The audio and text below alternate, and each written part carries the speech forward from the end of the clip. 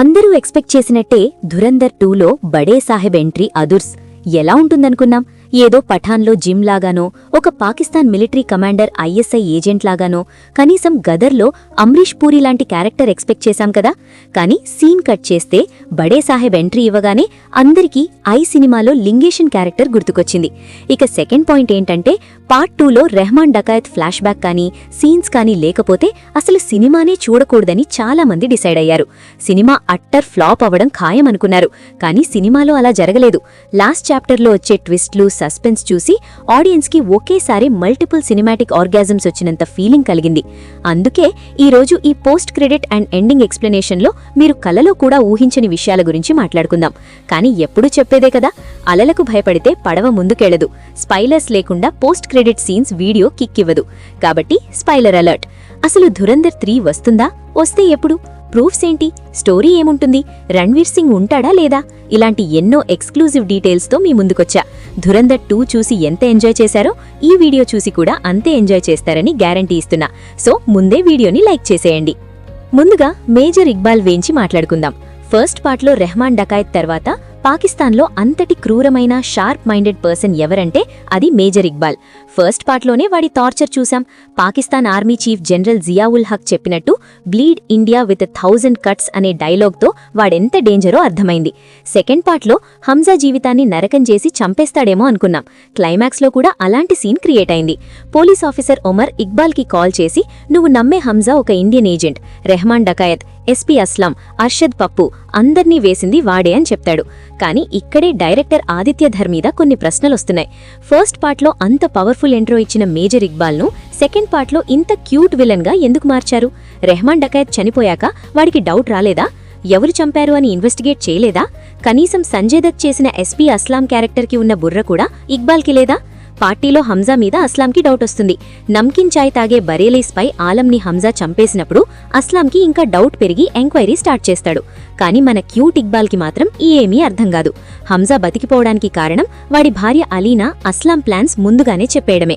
లేకపోతే అస్లాం హంజాని ఎప్పుడో వేసేసేవాడు. అస్లాంకి over confidence ఎక్కువై బలైపోయాడు. దీన్ని బట్టి ఇక్బాల్ వాళ్ళ నాన్న బ్రిగేడియర్ తిట్టిన తిట్లు కరెక్టే అనిపిస్తోంది. వాడికి పవర్ ఉంది, కానీ బడే సాహెబ్ దగ్గర మార్కులు కొట్టేయడంలో పడి బుర్ర వాడలేదు. ఇప్పుడు ఇంకో క్యూట్ క్యారెక్టర్ ఉజైర్ గురించి. మాఫియా కింగ్ అవ్వడానికి హంజా వీడినే నిచ్చెనలా వాడుకున్నాడు. వీడి బెస్ట్ ఫ్రెండ్ రెహమాన్ డకాయత్ చనిపోయినా వాడికి డౌట్ రాలేదు. సరే, డమ్మీ కింగ్ అయ్యి దుగై వెళుతూ పట్టుబడ్డం చూస్తే వీడెంత క్యూటీ అనో అర్థమవుతోంది. ఆశ్చర్యమేంటంటే హంజాకి ఎప్పుడూ తోడుగా ఉండే వీడికి అసలు నిజం తెలియలేదు. కానీ హంజా భార్య అలీనాకు వాడు స్పై అని తెలిసిపోయింది. పైగా ట్రైనింగ్ టైంలో హంజాతో ఉన్న ఇంకో స్పై రిజ్వాన్ని కూడా వీడు గుర్తుపట్టలేకపోవడం హైలైట్. ఇక ఆర్ మాధవన్ చేసిన అజయ్ సన్యాల్ అంటే real life Ajit Doval character గురించి.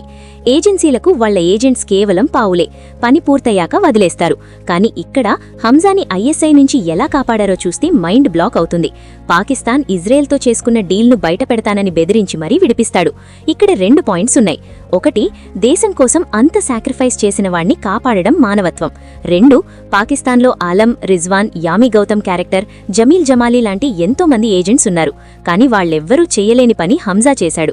అందుకే వాడొక 1 మ్యాన్ ఆర్మీ. ఫ్యూచర్ మిషన్స్కి కూడా వాడు కావాలి. అందుకే క్లైమాక్స్లో రాకేష్ వేది అంటే జమీల్ జమాలీ వాణ్ణి రిసీవ్ చేసుకోవడానికి వస్తాడు.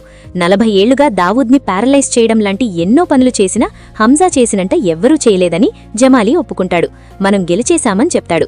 హంజా ఎంత ఇంపార్టెంటో చెప్పడానికి ఇంకో ఎగ్జాంపుల్.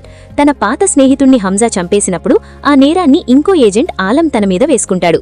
ఎందుకంటే దేశం ముఖ్యం, మిషన్కి హంజా ముఖ్యం. కాబట్టి ఏజెంట్స్ దేశం కోసం ఎంత త్యాగం చేస్తారో వాళ్ల పేర్లు కూడా ఎవ్వరికీ తెలియకుండా పోతాయో ఇక్కడ అర్థమవుతుంది. అందుకే ఈ సినిమాలో అహింసా పరమో ధర్మః కాదు, బలిదాన్ పరమో ధర్మః అని చెప్పారు. మేజర్ ఇక్బాల్ని లేపేశాక పోలీసులు పట్టుకున్నప్పుడు తను బయటపడతానని హంజాకి ముందే తెలుసు. అందుకే కూల్గా సిగరెట్ తాగుతూ నవ్వుతాడు.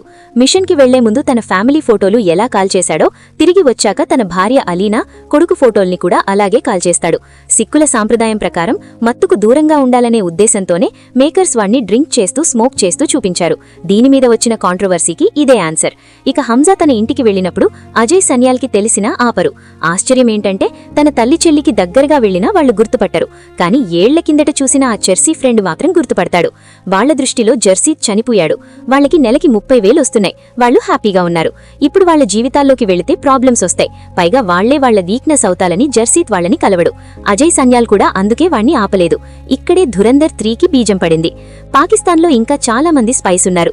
కానీ హంజా ఇండియా వచ్చేశాడు. జియో స్టూడియోస్ ఆదిత్యధర్ని పార్ట్ 3 కోసం అడుగుతోంది. కాబట్టి నెక్స్ట్ మిషన్ కెనడాలో ఉండొచ్చు. ఎందుకంటే జెర్సీ తూరైన పఠాన్కోట్లో డ్రగ్స్ మాఫియా ఎక్కువ. పైగా ఖలిస్తాన్ మూవ్మెంట్ కి మెయిన్ సెంటర్ కెనడానే. అందుకే నెక్స్ట్ మిషన్ అక్కడే కావచ్చు. అయితే పార్ట్ 2 రెడీగా ఉండడం వల్ల తొందరగా వచ్చింది. కానీ పార్ట్ 3కి కనీసం 2.5 ఏళ్లు పడుతుంది. ఇంకో ట్విస్ట్ ఏంటంటే హంజా బడే సాహెబ్ని చంపలేకపోయాడు. బహుశా వాడింకా బతికే ఉండే ఉంటాడు. అంటే పిక్చర్ అభి బాకీ హే మేరే దోస్త్. ఈ థియరీల్లో మీకేది బాగా నచ్చింది? కింద కామెంట్స్లో చెప్పండి. వీడియో నచ్చితే లైక్ చేయండి, షేర్ చేయండి. మళ్ళీ ఇంకో వీడియోతో కలుద్దాం. అప్పటి వరకు హర హర మహాదేవ్.